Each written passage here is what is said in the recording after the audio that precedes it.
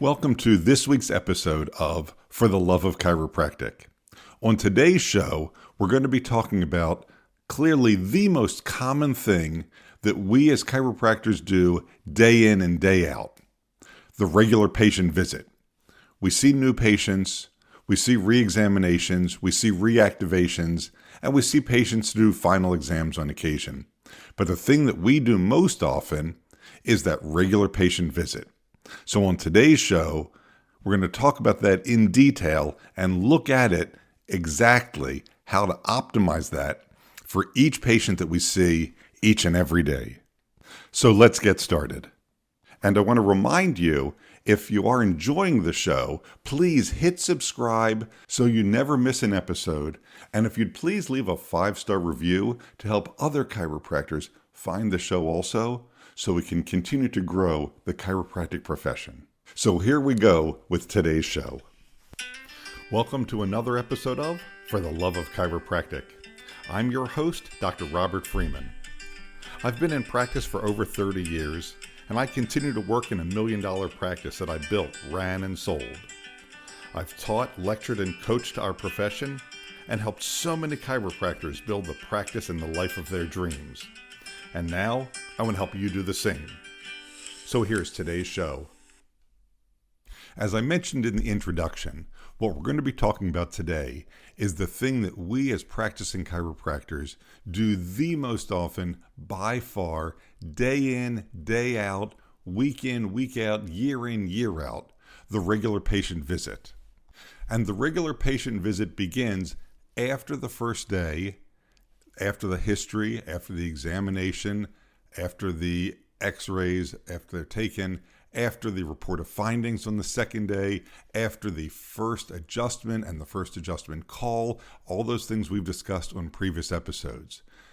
But beginning on that third day, their third visit in the office, that second chiropractic adjustment, how do you train the patient so that they get the best response and move through your office in the most friendly, easiest way so that they get the optimum care and you can help as many people as possible. So it starts with the patient training. Some doctors like to have their patients sitting in a chair when they walk into the room. Others prefer them sitting on the table when they come in the room. And other doctors prefer to have the patient already prepared, laying face down, relaxing on the table, with their personal belongings in a basket, on a desk, on a shelf, somewhere where they're set aside and safely. Obviously, never on the floor right next to the table.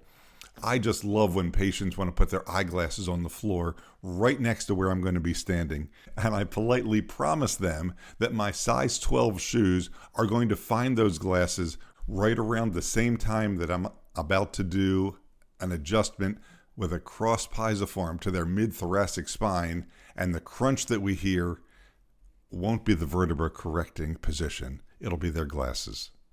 So however you prefer to have the patient waiting for you is just fine. As I said, I prefer to have the person laying face down on the table so those muscles can start relaxing. And I explain to the patient, by doing it that way, by letting the muscles start to relax, that the chiropractor can do an even better adjustment with less force, and it'll be even more comfortable for them. So we train our patients to be ready for us when we come into the room. When you do enter the room to do the regular patient visit, I believe the worst question that you can ask the person is, how are you feeling today? And the reason I think that is the worst possible question is because you've now opened them up to focus all about their symptoms, when as chiropractors, we're not correcting symptoms, we're correcting the underlying problem.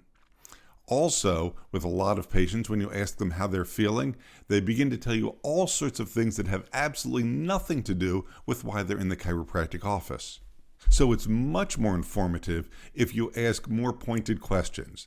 How'd you sleep last night? How'd things feel after the adjustment that we did the other day? If you absolutely have to focus on the symptoms, focus on specifically the symptom that they came in telling you about. So, after we saw you on Monday, tell me specifically, how was the headache Monday night? Very, very focused. You're not focusing on just the symptoms broadly, and you're not asking continuously about the symptoms. The biggest reason that I'm not a huge fan of asking, "How are you today?" is not only because you get a litany of things that have nothing to do with why the person is there to see you, but as a chiropractic physician, we know that providing great chiropractic care, those symptoms are all going to go away. And we also know that those symptoms are going to come and go and magnify and minimize and recur and not occur as we go through the treatment protocol that we've recommended. So specifically how they're feeling today is virtually irrelevant to the care that you're providing to them today. And again, continuing with that point, as they begin to feel better, and they will under your chiropractic care, and as they get better under your chiropractic care, because they will, if your question every day is, "How are you feeling today?" the only thing they think your care is about is how they feel. And in pretty short order, you're going to be asking every day, "How are you feeling?" And they're going to say, "I'm fine." "How are you feeling?" "I'm feeling fine." "How are you feeling?" And the point is, unless you're doing some great patient education about going through the 4 phases of care, relief, correction, strengthening, and maintenance, they're going to very quickly get the idea that as soon as their symptoms are gone, so are they. Because all you ever ask about and seem to care about is how they're feeling. If you are interested in more than just relief care, and I think every chiropractor should be, and you're taking each of your patients through those 4 phases of care, relief, correction, strengthening, and maintenance, as the relief phase is coming to an end, you can ask them, what are you able to do now that you were not able to do before? Or what is it that you still can't do that you weren't able to do before? Or what do you want to be doing that you weren't able to do before? Any of those questions are leading you down the next phase of care and into, okay, so how are we going to help you even more, as opposed to just focusing on the pain. When we talk about not focusing just on the pain, as you've gotten to know your patient and you know what they're into bowling, they're into golfing, they're into sitting and doing quilting with their friends. When you know what it is that they want to be doing that they hadn't been able to do, you can effectively foreshadow and tell them, based on your clinical expertise and your years of experience, you know what? By that date, by Memorial Day, by July 4th, by Labor Day, by Valentine's Day, whatever is far enough in the future that you're pretty sure you're going to accomplish it by then, you can say to them, by that holiday, you know what? It's going to be no problem. You're going to be able to do X, Y, and Z. And they're going to say, really, you think so? Because at that point, they still know they can't, and they're sad about it, and they're depressed about it. You're giving them hope. It's not false hope. It's true hope. You know that you're providing great care, and they're going to get there, but they don't know that. So they need to hear from you that that's where they're going to be with confidence and certainty, and then make sure you get them there.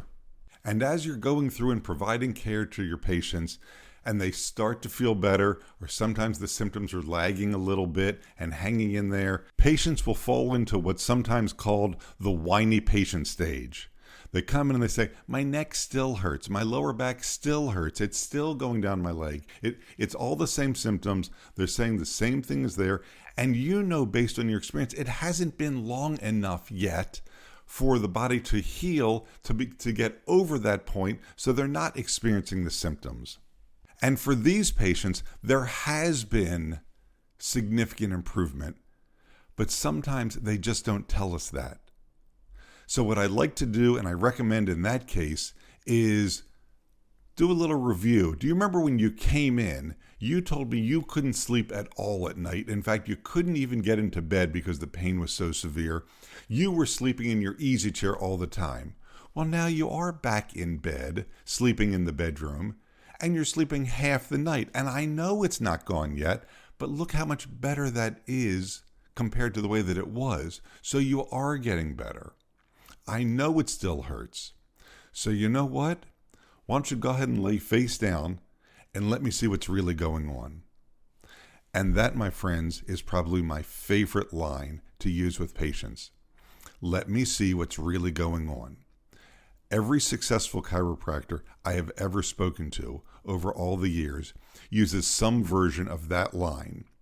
Let me see what's really going on. And sometimes the patients will take one finger and point to one specific vertebral level, or they'll point to one specific point at a joint and say, well, it hurts right there. And when I do this, and they're moving their arm in a certain way, I can feel it stabbing. I totally understand. In a strong, confident voice, let me see what's really going on. Because the symptom is there and you understand that. But you also know that them flapping their arms up and down, showing you when it hurts and doesn't hurt, is not going to tell you what's really going on. You need to have them lay down on the table or sit down, depending on what you're looking at. Get your hands on them and really see what's going on. So tell them that. Let me see what's really going on. And as you determine what's really going on, explain to them why they're feeling what they're feeling, but in plain English. Don't lose them in the scientific, medical, chiropractic, anatomical jargon that we know so well. Speak in plain English and explain, because of the way that the nerve is being pressed on, because of the pressure as it exits through the hole between the bones, that's why you're still having the pain that you're having. Those muscles and ligaments are still weak and strained, so they can't support it strongly the way that it needs to be supported. And then, of course, explain what you're going to do about it. One of my favorite ways to explain all of this, when somebody's explaining in exquisite detail what they can't do, is to simply stare them straight in the eye and with absolute confidence and certainty and say the 3 words, I'm not surprised. And then be prepared to explain why you're not surprised. Based on the injury that you had, based on how long that it's been there, based on the things that you've done previously, based on the degeneration that we saw on the x-rays, based on the number of visits that you've missed on your prescribed treatment schedule, based on all of the facts that you know and understand, thinking about it and looking at them logically, I'm not surprised that you're still feeling A, B, and C. And here's what we're going to do about it. We're going to start these exercises today, or we're going to do these 2-3 adjustments and therapies and rehabilitation procedures, and then we're going to see how that holds. And on your next visit, if it's doing what it should, we're going to add D, E, and F. You're giving them the recipe and the understanding, I know what's going on, I've gotcha, you are getting better, and you're going to be just fine. So come on, follow me. And they do. That's why they're there in the first place. So what we just touched on, but I didn't announce it ahead of time, is what's sometimes called the appetizer, main course, and dessert of a regular patient visit. The appetizer is you come into the room, you begin to work with the patient, and you say something like, let me see how that adjustment from last time held. Or let me see how you're doing with those exercises that I gave you to do, how the muscles are beginning to respond, or the flexibility of the muscles, or the laxity in the joint. Whatever it may be, I want to check and see how something from last time, from previously, from last week, last month, how it's coming along. Awesome. And then the main course of the visit. All right, let me see what's going on right now. So this vertebra is stuck, these muscles are still tight, this range of motion is still restricted, and you're talking to the patient as you're going through these things.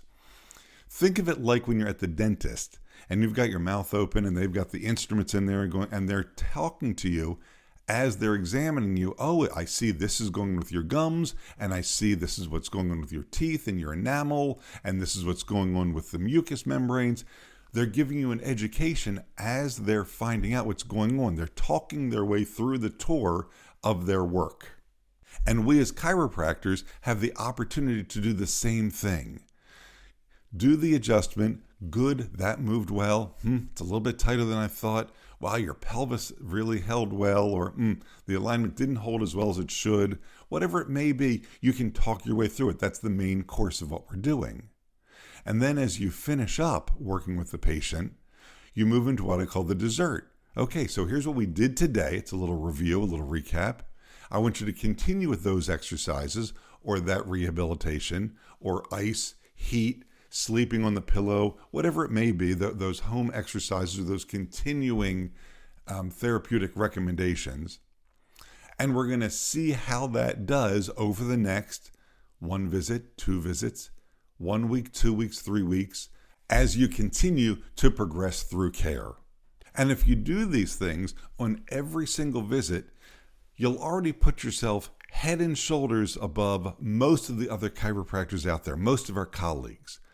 But I still say that's not good enough. I think it needs to be even better. So there's 2 more pieces to talk about.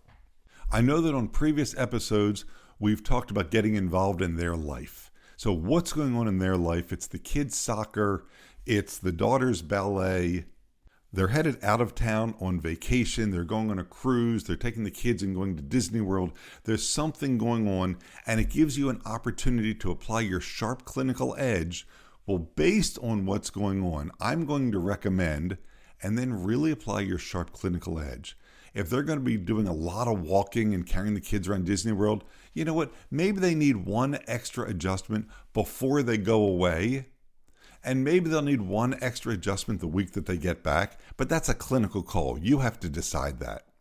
Maybe there's 2 or 3 simple exercises that you can give them to do while they're away that'll take no more than 2 or 5 minutes to help keep something loose, to keep their lower back feeling better, to prevent the sciatica from reoccurring, to keep the headaches from returning so they can enjoy their time away.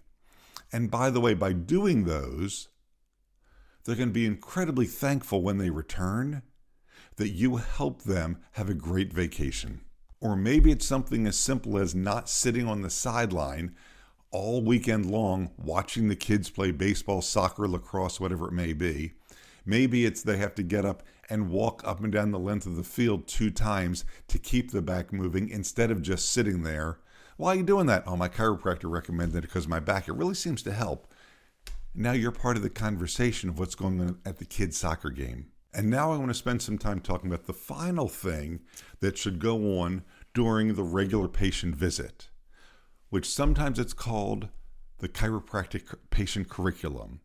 This is a series of drip education pieces that should give your patients one bite size at a time so that they really understand more and more about chiropractic care and what the uses are and can be and how they can use it throughout their life.